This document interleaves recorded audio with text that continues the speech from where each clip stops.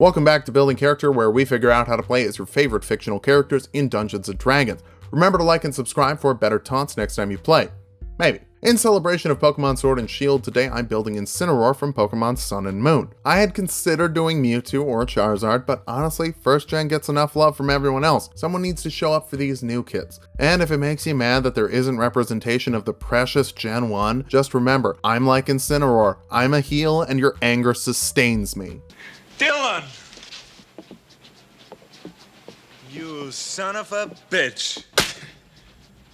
Let's start off with our goals for this build. First, let's make sure that this wrestling cat can wrestle, with abilities to grapple and pin anyone foolish enough to step into the ring. Next, we'll give the kitty some claws, with sharp hands that can rip people up, even if it's not technically allowed by the refs. Finally, we need fire. Vengeful fire that heats up when we're getting hit. For stats, we're using the standard point array from the player's handbook. Roll for stats if you want, but make sure you hit the gym for sick gains. Strength will be number 1. You have to lift if Incine's gonna get that big win. Constitution next, you feast on other people's anger, so they'll probably want to hit you. Charisma after that, if you want to taunt, you need to have social skills. Also, quick note, don't just say Incineroar like a Pokemon. This is a guideline. Make your own personality, just make it kind of a jerk. Follow that up with dexterity. Since your armor consists of a champion's belt and nothing else, you need that to avoid damage. Wisdom is a bit low, but I'm not dumping perception on a cat. Instead, I'll dump intelligence. Cats aren't smart. Incineroar is a variant human. So variant that they're actually a tabaxi. You get +2 dexterity and +1 charisma, 60 feet of dark vision, feline agility to move twice as fast for one round, as long as you don't move the next round, probably because you're flexing. Your cat claws give you 20 feet of climbing speed and deal 1d4 plus your strength modifier and slashing damage, climb the ropes, and drop down on someone for some sweet flavor. Cat's tail gives you stealth and perception proficiencies. Sneaking in for a cheap shot doesn't seem like much of an issue for you. Take the gladiator background for acrobatics and performance proficiency. Maybe you're actually a bad person, maybe you're just putting on a show, who knows. Kick things off as a barbarian. First level barbarians can grab 2 skills from their list. Athletics and intimidation are big for big cats with big moves. You can enter a rage, giving you resistance to bludgeoning, piercing, and slashing damage, advantage on strength checks and saves, and a bonus to strength based attacks with weapons or your big meaty claws. You also get unarmored defense. For a barbarian, that means that your AC is 10 plus your dexterity and constitution modifier when you're not wearing armor, and you can still grab a shield if you want. You don't have to, but it's nice to have options. Second level barbarians can make reckless attacks, letting you give yourself advantage on attacks for the round, but leaving you open to advantage when your enemies attack you. I'd say that spinning around in a lariat with your arms stretched out would qualify. You also get danger sense, giving you advantage on dexterity saves against spells or traps you can see. Cats always land on their feet, and their feet don't like traps or water. Third level barbarians can choose a primal path. The path of the Storm Herald is great for people who want to heat up the match. It is if you choose the desert aura anyway. With this, you emit a 10-foot radius of fire while you're raging. This automatically deals 2 fire damage per round when you activate it, and again when you activate it as a bonus action on your turn. This damage will increase as you level up, and there's no save, it's just automatic damage. So yeah, it's a little low, but no one can really do anything about it. Fourth level barbarians get an ability score improvement. More strength means more damage. You like damage, and it will help with grapple checks, which we'll talk more about later when we have the strength where I want it. Fifth level barbarians get fast movement, adding 10 to your movement speed when you're not wearing armor. Pairing this with feline agility lets you dash 200 feet in one round. Incineroar actually has the slowest movement speed in all of Smash, but can you imagine Incineroar damage with sonic speed? That's what you get to do here. Speaking of damage, extra attack lets you do more of that, with 2 attacks on your action instead of 1. Reckless attack is better with the more attacks you can make, giving you a higher chance to crit, which actually isn't great for you because your damage die is a d4, but it's fun, and you resist physical damage, so just go for it. Your Storm Aura also increases to 3 damage per round, which is still a little underwhelming, but could deal 30 damage by the end of your rage per creature. 6th level Storm Heralds get Storm Soul. For Desert, that gives you resistance to fire damage, immunity to extreme heat, and you can set objects on fire that you touch if they're not attached to another creature. Basically, that means you can make your own Molotovs for improvised weapons, which I think would be fun. 7th level Barbarians get Feral Instinct, giving you advantage on initiative rolls, and you can't be surprised as long as the first thing you do in combat is enter a rage, which if you're playing a barbarian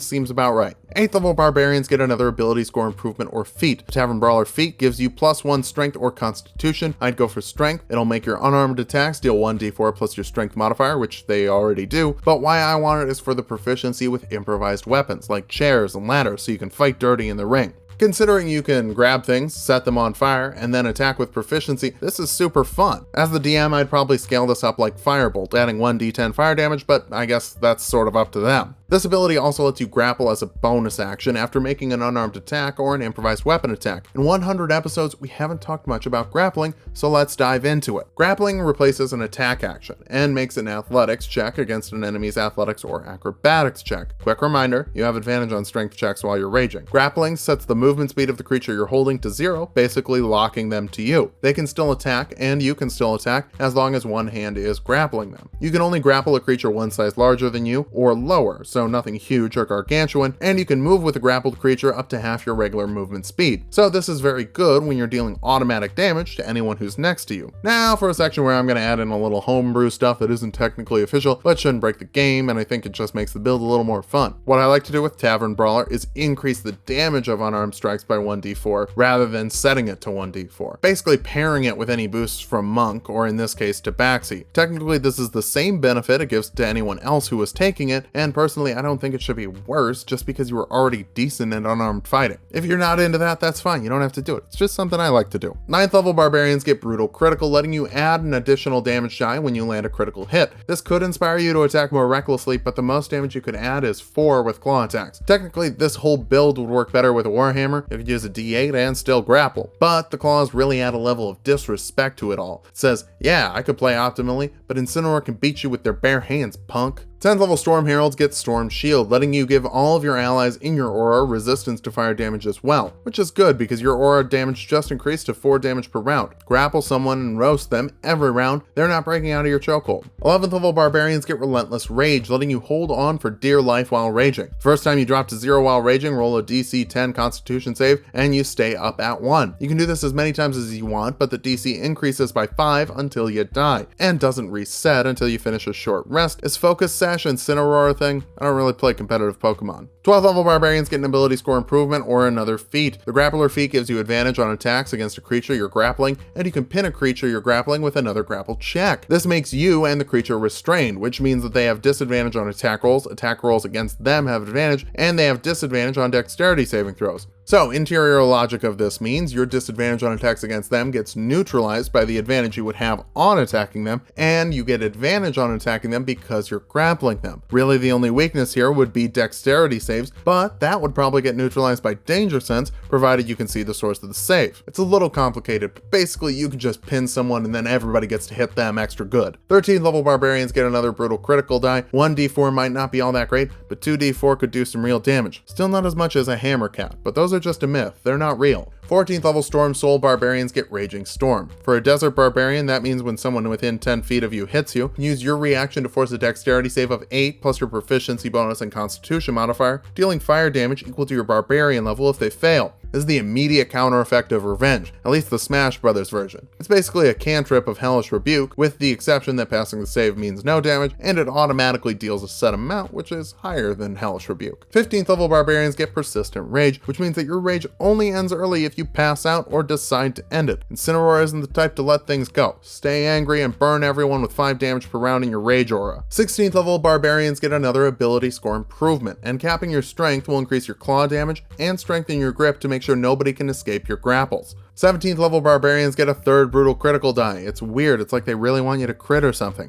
Unfortunately, this doesn't raise the chance to crit, but a Reckless Lariat sure would. 18th level Barbarians get Indomitable Might, meaning the lowest your strength check can be is your strength score, which is 20. Grapples use your strength check, and you have a plus 11 to the roll. But if you roll a 9 or lower, no worries, that DC 20 is still ridiculously high. 19th level Barbarians get our technical last ability score improvement. More Constitution will make you harder to hit and give you a great HP bump for late game. After attack, Incineroar's best stats in the games are his HP and defenses. So get HP and defensy. Our capstone is the 20th level of Barbarian for Primal Champion, adding 4 to our Constitution and Strength scores, breaking the 20-point cap, and giving us unlimited rages with 6 damage per round from the Storm Aura. For how good that is, let's jump into figuring out how viable this build is. First, nothing will escape your grapple. You have advantage on grapple rolls thanks to Rage, a plus 13 modifier to that roll, and a minimum of 24 for your grapple checks. This pairs well with the 6 damage per round from being next to you, as it will automatically deal chip damage while you slash at them with 2d4 plus 14 slashing damage per round, and can deal 20 more fire damage if they hit you with an attack as a reaction. Finally, you're a great tank. Your AC is a little low at 17, but you resist bludgeoning, piercing, slashing, and fire damage,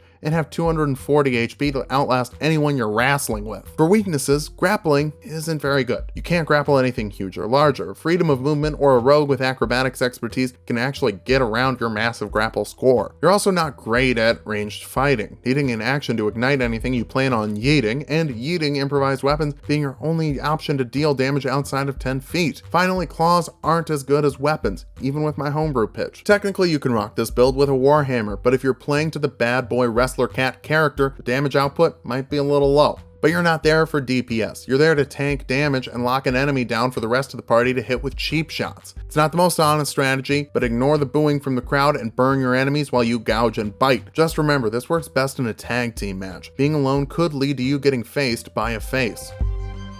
Thanks for watching. If you liked the video, subscribe for more. We make 2 builds every week. And if you like me and like Pokemon, how about checking out my new Let's Play channel where I'm doing a blind Nuzlocke of Pokemon Sword. There will be death, sadness, and hopefully a Sirfetch'd.